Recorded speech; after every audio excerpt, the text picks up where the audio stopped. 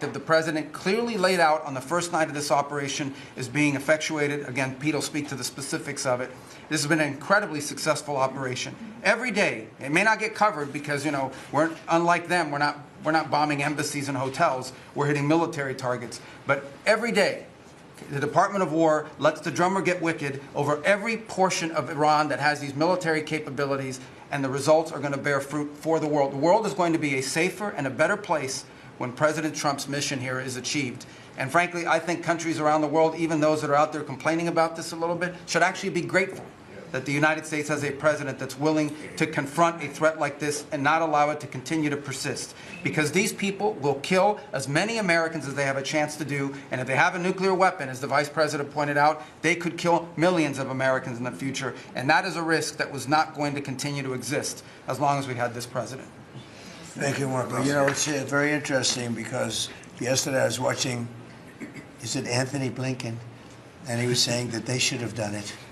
But they didn't do it. Nobody did it. Nobody did it. For 47 years, Marco, that's the number, 47. I guess now it's 48 because we've been saying 47 for a long time. It's probably 48. But for 47, 48 years, every president should have done this. And some are saying now that they made a big mistake in not doing it, but we're taking care of business. Steve Witkoff, please. Mr. President, it is my distinct honor to be a member of your cabinet and to report to you and your team on our negotiations with Iran. Mr. President, you directed Jared and I to pursue a diplomatic resolution with Iran prior to Operation Epic Fury, which we did. However, it became quite clear during these meetings with the Iranian negotiating team that we could not make a deal that fulfilled your objectives of the following: no enrichment whatsoever, no chance of weaponizing whatsoever, decommissioning of Fordow, Natanz, and Esfahan, which you destroyed in Operation Midnight Hammer, no stockpiling of any material, which they flagrantly violated, turning all enriched material over to us, and a cutback in Iran's missile inventory and range capability of those same missiles. Throughout our meetings with the Iranians, we heard the following from them. The Iranians have the inalienable right to enrich. Then we heard they possessed enough 60% enriched material, 460 kilograms, to make 11 atomic bombs. Finally, we heard the following statement.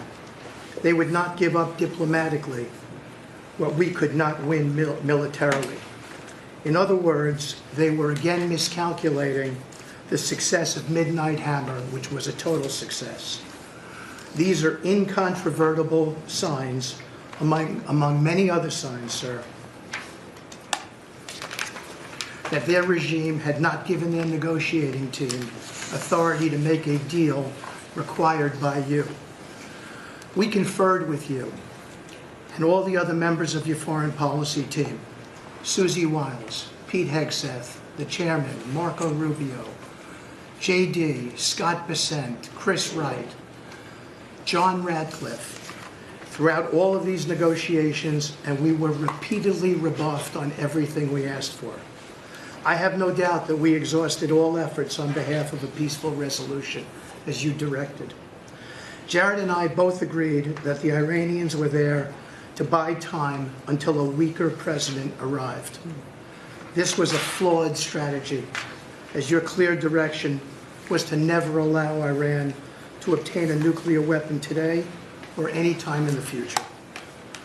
Against that backdrop, and our compelling military successes in Epic Fury, we have had multiple reach-outs from the region and others who want to play a role in ending this conflict peacefully. I can report to you today that we have, along with your foreign policy team, presented a 15-point action list that forms the framework for a peace deal. This has been circulated through the Pakistani government, acting as the mediator. And this has resulted in strong and positive messaging in talks, as you just indicated to the press. But these are sensitive diplomatic discussions, and you have directed us to maintain confidentiality on the specific terms and not negotiate through the news media as others do. I can say this: we will see where things lead, and if we can convince Iran that this is the inflection point with no good alternatives for them, other than more death and destruction. We have strong signs that this is a possibility, and if a deal happens, it will be great for the country of Iran, for the entire region, and the world at large. Your policy of peace through strength is the most effective tool for a diplomatic resolution here, just as this policy was an effective tool in each and every one of all of the other conflicts you settled in your first year.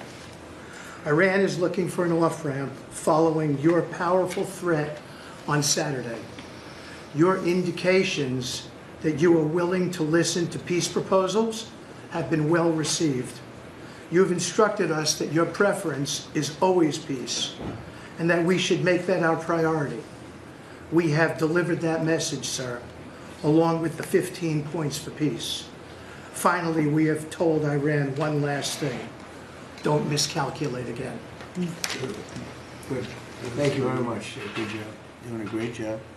Everybody around this table is doing a great job. Pete Hegseth, please. Mr. President. I'll start kind of where you left off, Mr. President. Thank you for